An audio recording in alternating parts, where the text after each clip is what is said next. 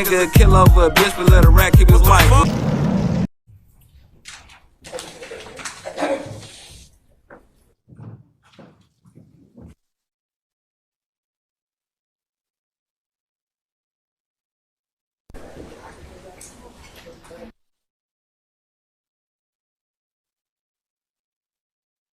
We'll be in recess 10 minutes. I might take the fifth. Madam. Excuse me, Your Honor, may I bring something up before Mr. Copeland comes in? Go ahead. I believe I heard him say on an open mic yesterday, gave his testimony that he may take the fifth today. Can you inquire into that prior to the jury coming out? I didn't hear him say that, but I can. Thank you, Your Honor. Your Honor, also,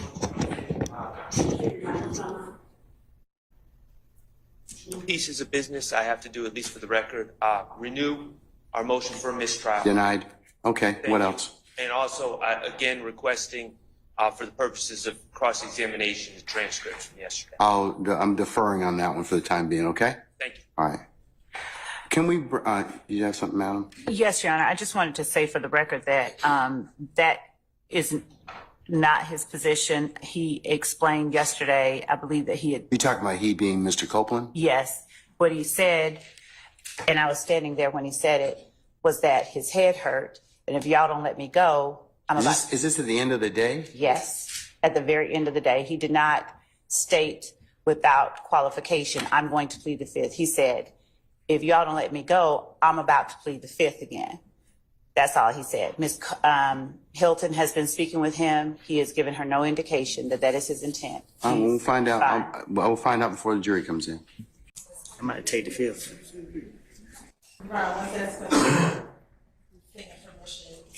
The published once it's submitted with the court's ruling. All right. Where is he?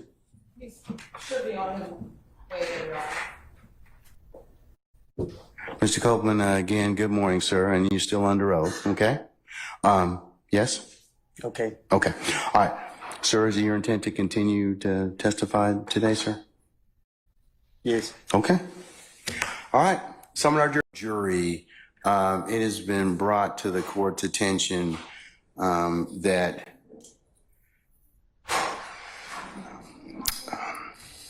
Mr. Copeland's counsel, Ms. Bumpus, would like to be released. Is that correct, madam? Yes, sir. Okay. All right. Sir, Mr. Copeland, is it your desire to release your counsel at this point in time? She fired. She's fired? Okay. So do you wish to represent yourself in these particular, in terms of any issues you may have in this particular? Do I got a choice? I'm sorry? Do I got a choice? Yes, you do. And what are those? You can keep your lawyer that you have right I now. don't want her. All right. You could certainly hire another lawyer, or the court could appoint you a lawyer. What I need a lawyer for? Right. What No, it's just the court is just asking you whether it's your choice, sir. I'm good. You're good? Yeah. Ms. Bumpus, did you file an entry of appearance? All right. Did you, under the Uniform Superior Court rules, file a motion to withdraw pursuant to the Uniform Superior Court rules? I mean, I know you give an oral notice, but usually it has to be in writing, and he has 10 days to object. Well, Judge, just for the record, I was never his counsel. Say again? I was never his counsel. Attorney Melnick was his counsel, and I was stepping in as a courtesy for judicial efficiency. Filing motion to withdraw. Well, given the fact that you have represented Mr. Copeland at this point in time, it would seem appropriate that you do need to, in fact, file a formal withdrawal. Even though you didn't enter one, you de facto entered this case by your representation of him, or you telling the court that you did, in fact, represent him. So at this point, I'm not inclined to release you until that's done. I'll get that done now, Judge. Okay, all right. And he's got 10 days to go ahead and do that. So you're still going to have to be here until I have because he gets that particular period of time to go ahead and decide whether or not he'd like to hire a lawyer. That's the whole reason for the 10 days. Well, I don't want to hire no. Hold on. Not yet. You get that right as a party. Okay. I do get right. You do, yes. You get that right to hire a new lawyer. You get the right to do a couple things. One, to decide whether or not you can release her. Okay. Okay. Two, you get to decide whether or not you want to get another lawyer to be with you. Okay. Okay. Those are the two big things you get a chance to kind of decide. But what I'm going to do at this point in time is, since she's representing you, I'm going to make her file a formal notice to withdraw. She's orally told you at this point in time she wants to withdraw, but you're on the stand, you're testifying at this point in time. So I'm not going to let her withdraw at this point. Well, Your Honor, I just would like to say,